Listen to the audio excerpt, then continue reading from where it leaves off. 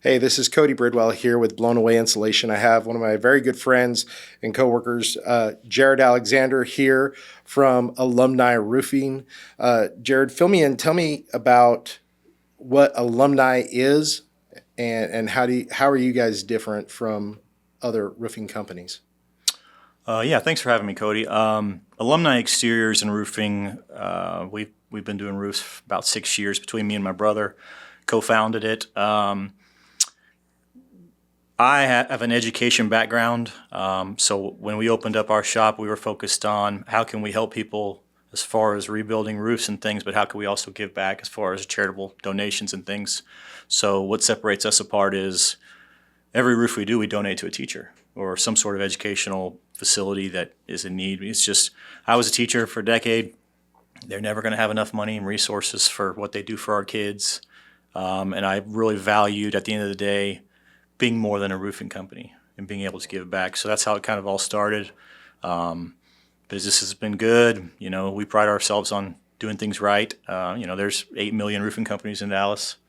So you definitely have to do your homework on who you do business with. But that's kind of how it all got going. And, we both, me and my brother both used to work 9 to 5 jobs, and we were in an office all day. And, we lacked the flexibility to be, good dads, be involved in our kids' lives. And we made an effort to really focus on our families and then also have a business. So that's where we're at. That's awesome. For those of you that don't know, Jarrod and I actually worked together and taught and coached together for a short period of time. I was just impressed that Jarrod was able to put up with me for that long. Frisco ISD. That's right. That's right. And so I transitioned over to, I was a head wrestling coach and a teacher, and started the side business of insulation, and it just took off. It took over. And it was so great to hear that Jarrod went out into the jingle and shingle world of You roofing. jingle, we shingle. That's right. And so we've been able to come back together. And the reason I have Jarrod here today is to talk about just a few things on home systems, because roofing is a home system, insulation is a home system, and how these can work together to aid each other and better serve our customers that are living in homes. And so, Jarrod, when you get on a roof, what are you looking for exactly? Well, a lot of times when I get on a roof, I know the status of the ventilation by the decking.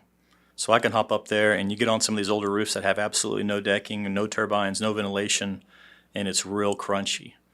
Okay. So as far as airflow, your wood that's underneath your shingle starts to crunch. You literally can, you're literally walking on it, thinking you're going to fall through. That's how bad it gets sometimes.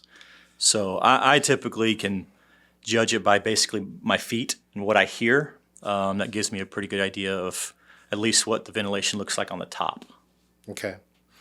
I know from my side of things, whenever I crawl up into an attic, I don't even look at insulation first. The first thing that I look for is, where is the air going? Where is it coming in and where is it exiting? Because most of the calls that I get from people they're saying, hey, my attic's too hot, that heat's bleeding into the home, my air conditioner can't keep up. And so the first thing I look for is airflow. And 9 times out of 10, most people have the turbine vents, or they have some kind of ventilation at the top, but they don't have any soffit vents, or it's kind of a mystery to find the soffit vents or where they're at. So the soffit vents, they're the most important part of the whole ventilation process as far as the intake. Mm-hmm. And a lot of times those are neglected. A good way to test them, actually, that I've learned is you can actually take a piece of toilet paper, pull off a little square of it, and you can hold it up next to that vent, and it should be able to stick. It should be able to literally stick on that vent.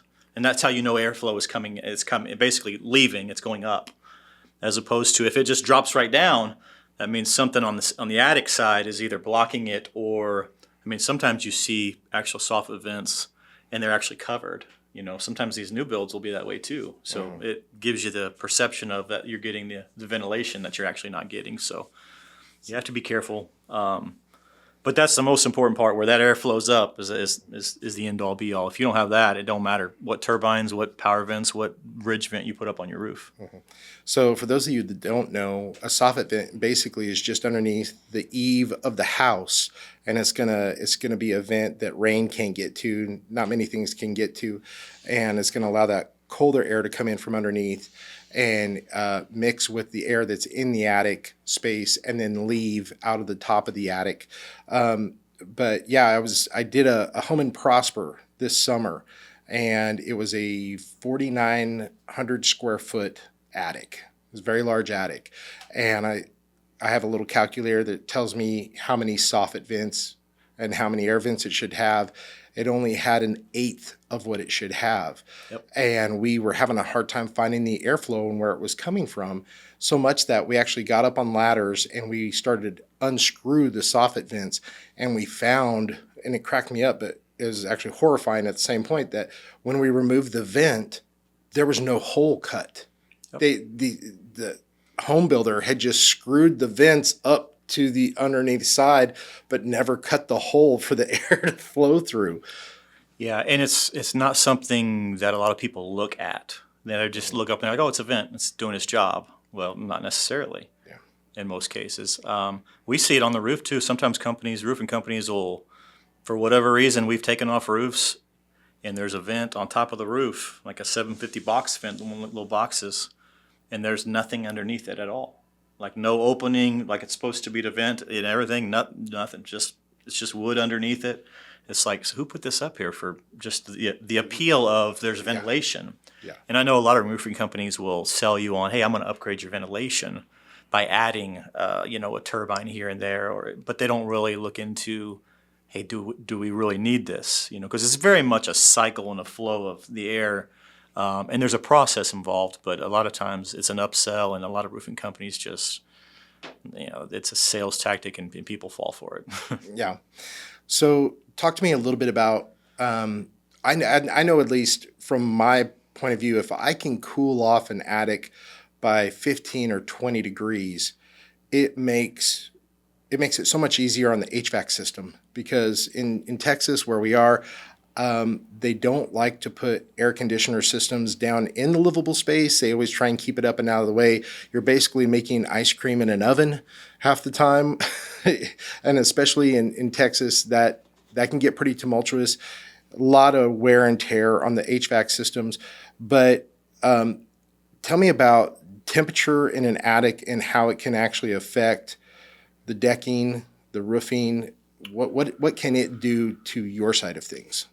So it's mainly the decking. It's OSB wood. A lot of these houses that were built, 60s, 70s, 80s, it was a thinner piece of wood as is. They typically make it a little bit better nowadays.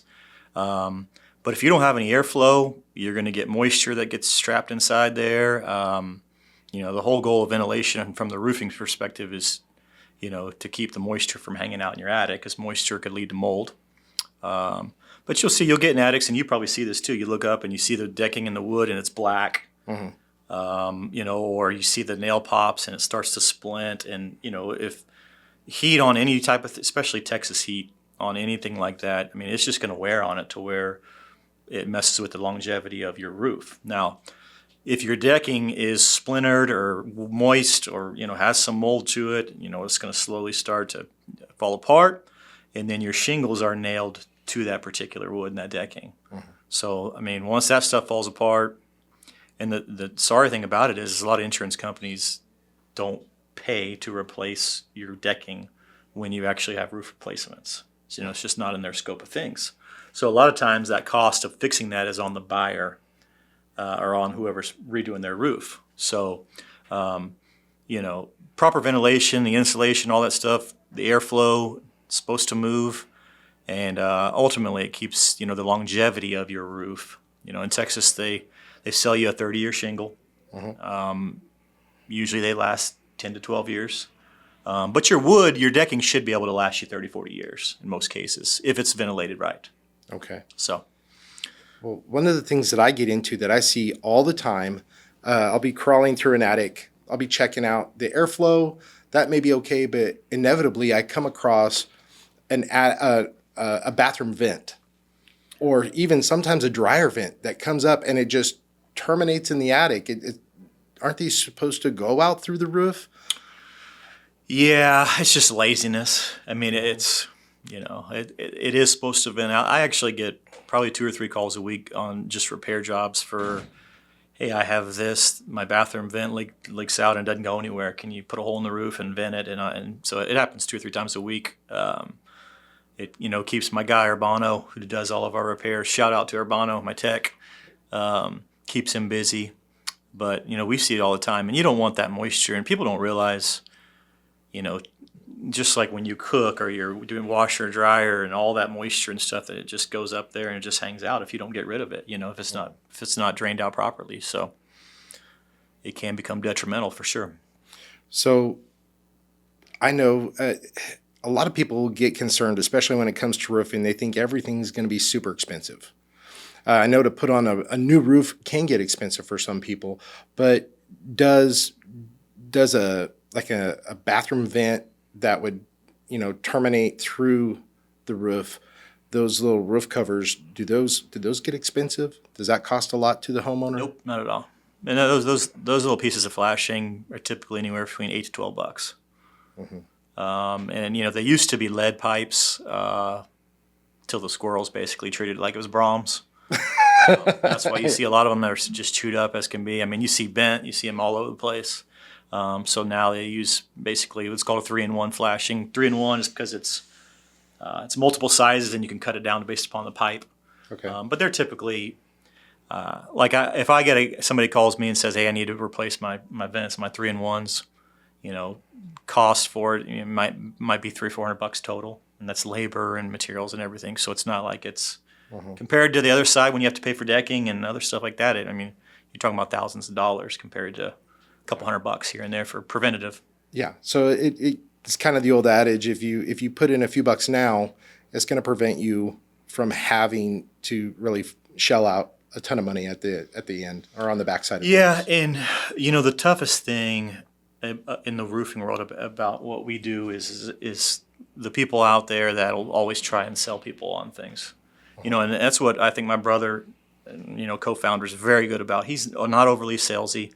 He's going to give you his honest opinion. He's going to tell you probably what's in your best interest, and then he's going to let you make the decision. And sometimes, people think, oh, spend a couple $100 here so I don't have to spend thousands later. They actually see the benefit of, oh, that guy's being honest with me. But he shoots them straight. He's honest with them, and then he lets them make the decision. He's not. A lot of people in our world are pushy, and they're going to tell you this and that, and you got to do this, you got to file a claim. We got hurricanes coming, so file a claim and this and that, and cost of shingles is going to go up, cost of everything is going to go up. Which cost of everything is going up, but it's more of an exaggeration. So Sure. You just got to be careful for those types, but Sure. they're out there. Well, I will say to our audience that Jarrod is truly one of the honest guys out there. I've had him out to my house. I'm like, hey, we had hail. Can you take a look? And he goes, yep, you still have a roof. It's still working. You don't need a new one. You're fine. And which was very surprising because I've had multiple guys come out, not that I invited them. They were just door knocking after a hailstorm and said, yeah, you need a new roof, even though they hadn't even been up there to look at it yet.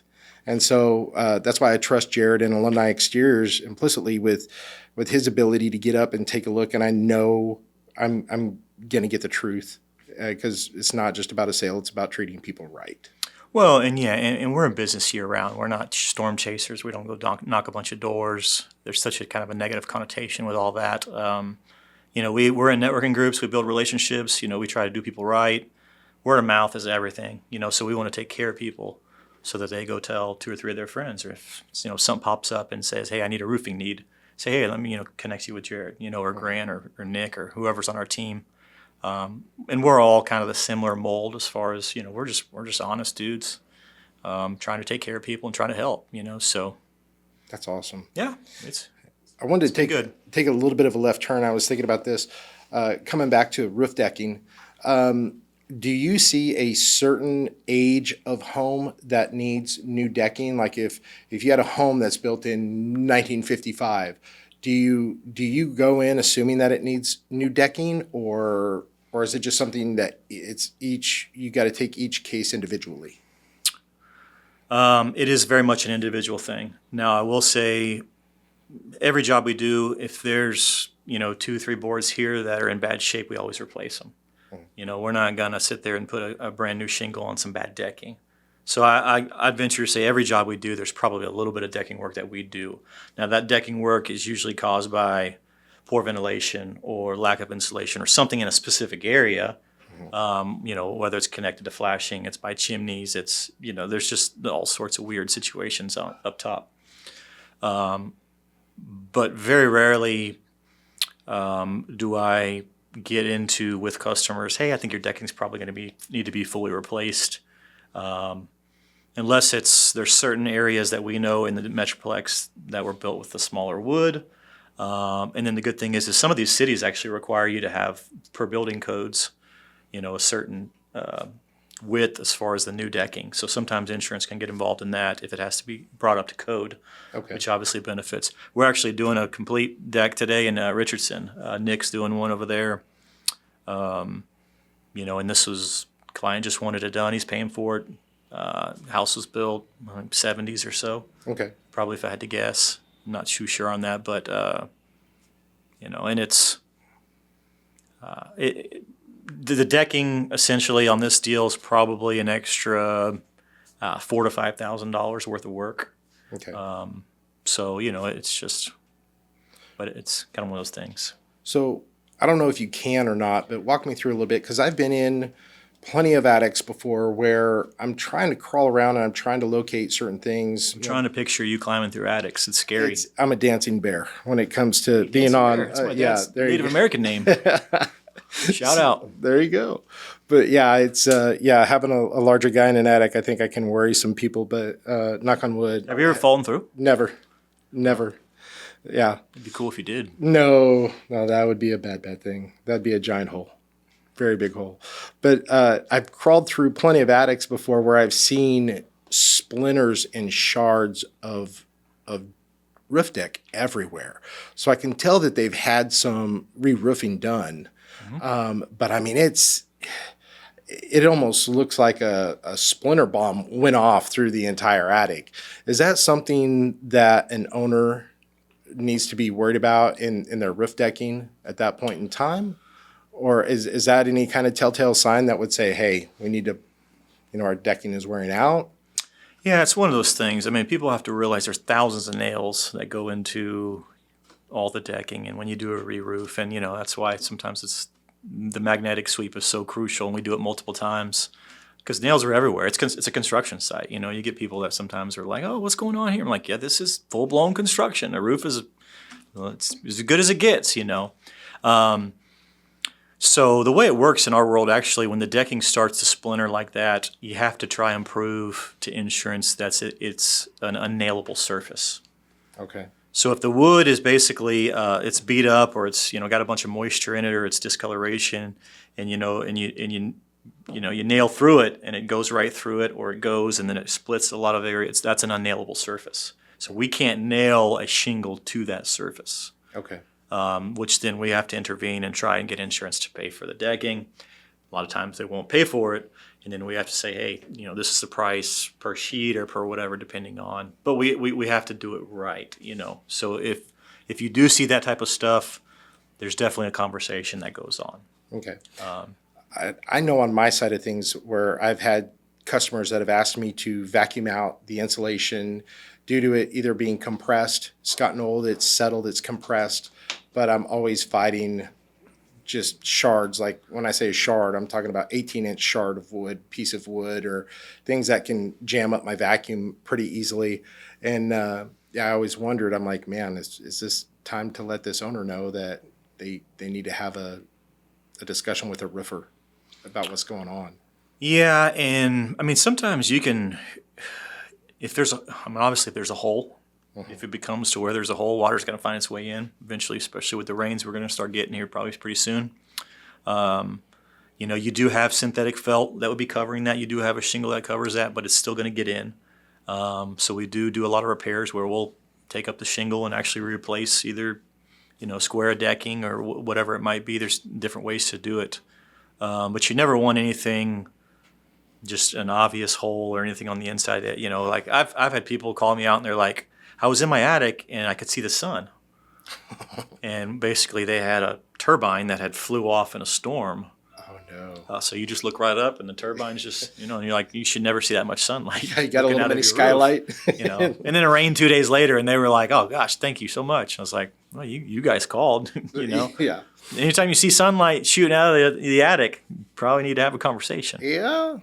Well, I guess from my side of things in the insulation world, I've seen warped roof decking from underneath because I'll go up into attics commonly with an infrared camera. And as I'm scanning the temperatures, I'll see a couple of the hotter attics I was in. I actually had to crouch down almost like a firefighter because if I stood up, the heat got too strong. And I was in one attic that it said it was 166 on the roof decking. And I was like, no, there's no way this roof is going to survive. So, but I guess, coming from things, do you recommend to people that they go with a powered fan? Do you recommend any of those types of things? I personally don't. Sorry, pause real quick. Yeah. There we go. It's motion detecting. Oh, Yeah. you got to move around. Fancy. Oh, You need to start doing the wave. cool. Yeah. So, was Cody done by the time we picked up the Yeah, answer? Cody was done. Okay, so Okay. I guess just restate what you were going to say. There we go.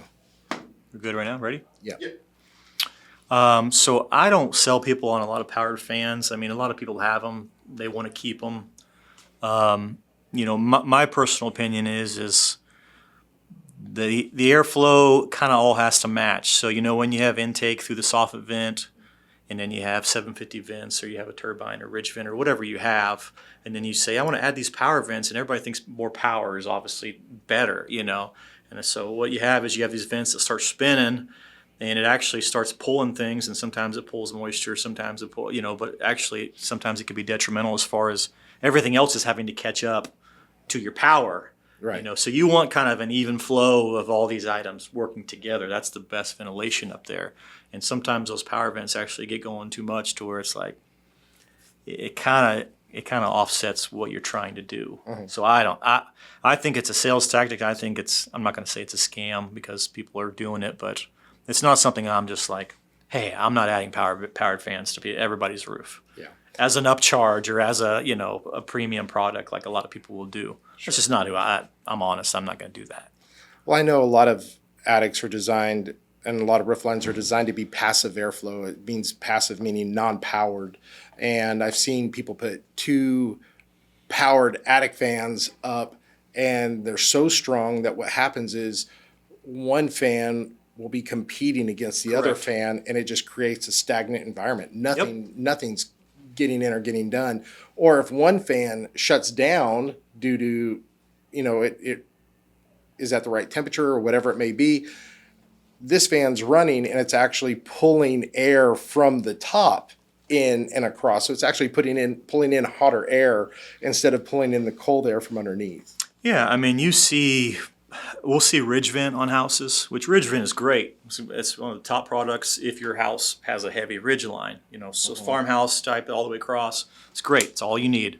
I've seen houses that have ridge vent all the way across, and then they have 2 turbines right next to it, and they're just doing the same thing that you just said. They're kind of basically feeding off each other, but you don't need that.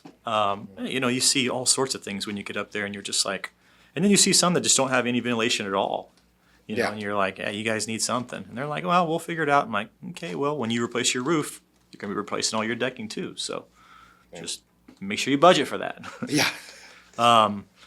But a lot of times they do compete with each other when they should be actually collaborating with each other. And it's, we do a lot of roofs where there's 2 turbines, 3 turbines up there, and they have a huge ridge line, and I say, hey, I'm gonna do ridge vent up there for you. I'm gonna get rid of your turbines, and we'll redeck off the turbines and cover up those holes, and just give them the ridge vent, which is a better product in my opinion for airflow. So you want your ventilation to be as high as you can on the roof as far as the exhaust, as far as what's leaving.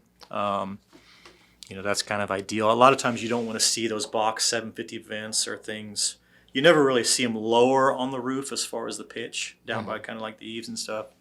You want them to be higher up, obviously, for it to be, the most functional. So. Cool. I'm always searching for what's new, what's coming around, any game changers in the industry. Do you see anything new coming out that could possibly be making roofing easier, better, indifferent? I think the shingle game, I think the products, they're always kind of trying to do some things here and there, but they all pretty much stay relatively consistent. I think my company's bought a couple drones lately. As far as I think some of these drones and the way technology is going, I mean, you can shoot a drone up there and you can get a image, from 2 inches away from the roof to see hail and different things. And it's safer, as far as getting on some of these roofs. They keep building these roofs and houses steeper and steeper and higher and higher. That's obviously not great for us, but I think technology obviously is going to come into play, and it's going to help every industry. But the advancements in the drones are a big deal for the roofing world. But sometimes you still got to get up there and you still got to see stuff with your eyes. Because when we go through our training process and stuff, we're trained with our eyes to look for things, and technology is great, but it's always there could be something there that you're missing. So Sure. that's kind of our world. It's consistent. It's there we go. Clap off. Our work pretty much stays our work. So and we enjoy it. So That's awesome. yeah. Well, good. Well, hey, y'all, thank you for joining us today. I thank my friend Jarrod so much for coming in, giving us your time. If you need to, please check out An Honest Roofer. He's sitting right next to me. If you jingle, they'll shingle at Alumni Exteriors. Right. www.alumni-exteriors.com. We're actually doing a lot of promotions for teachers. We do end of the year. We draw any teacher that likes our Facebook page. We go on there and we do a drawing for a probably 1 or 2 Southwest Airlines gift cards. So we're gonna send a teacher on a vacation hopefully in the next year or so. Just looking for ways in the education world that we can give back. So that's the name of the game. All right. Well, I'm Cody Bridwell with Blown Away Insulation. That's Jarrod Alexander with Alumni Roofing. Shingle Sheriff. We'll see y'all later. Thanks.